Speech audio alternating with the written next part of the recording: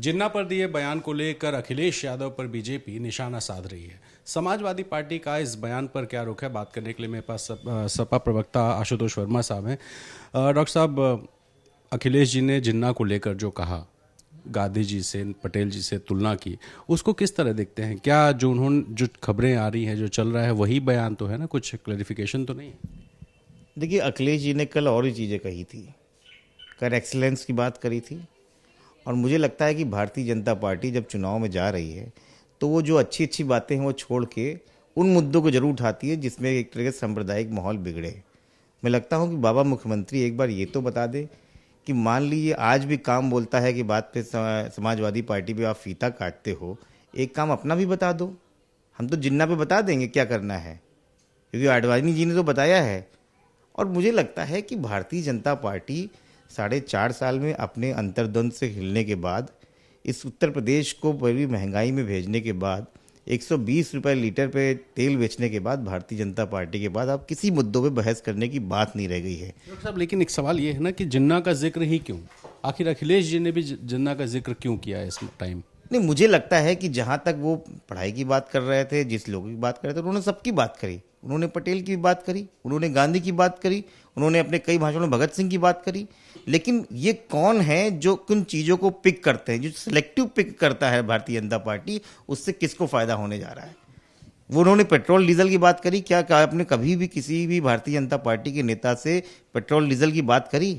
किसी से आपने सब्जी की बात करी? किसी से आपने एलपीजी की बात करी? सिलेंडर की बहुत बड़ी बात करते थे, आज तो मोदी जी भी नहीं बोलते हैं।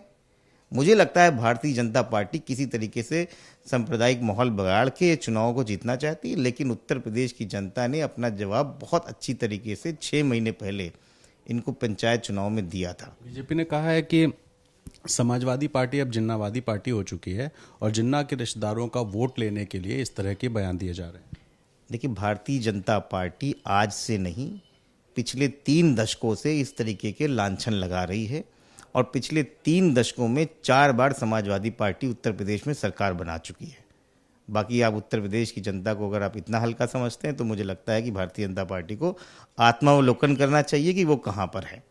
मुस्लिम धर्मगुरु यासूब अब्बास भी जो हैं वो भी इसकी निंदा कर रहे हैं कि 2 नेशन थ्योरी, देश का बंटवारा करने वाले का अगर इस तरह से आज़ादी के आंदोलन की बात से जोड़कर कहा जा रहा है तो ये गलत है और इससे क्षमा मांगनी चाहिए अखिलेश जी।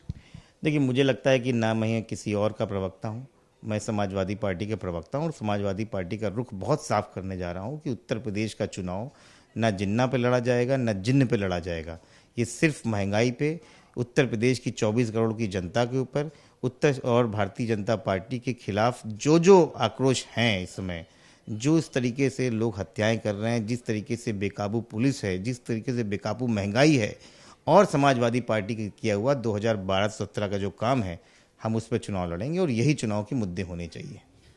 तो देखा समाजवादी पार्टी का रुख, जिन्होंने साफ कहा कि बहुत सेलेक्टिव अप्रोच है, कुछ बयानों को चुन लिया जाता है, कुछ बयानों को छोड़ दिया जाता है, मुद्दा कुछ और है। लेकिन चूंकि जिन्ना को लेकर के राजनीति गर्मा सकती है, हिंदू मुस्लिम की राजनीति हो सकती है, इसी वजह से बीजेपी अखिलेश यादव पर सिर्फ जिन्ना के बयान पर हमला कर रही है। फिलहाल समाजवादी पार्टी इससे ज़्यादा जिन्ना पर कुछ कहने की स्थिति में शायद नहीं दिखाई देती।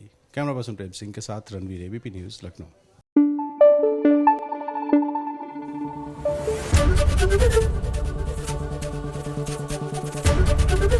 एबीपी न्यूज आपको रखे आगे।